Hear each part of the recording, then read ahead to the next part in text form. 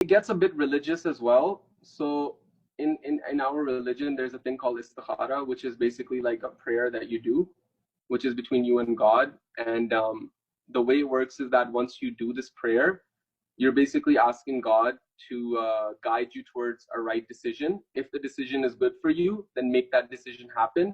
And if the decision is bad for you, then take that decision away from you. But slowly, like slowly and surely, just take it away from you, and you won't feel any guilt in your mind about it. So after knowing her for a few years, my family did istikhara. Her parents did istikhara at the Khana Kaaba, which is like the holy great mosque in our religion.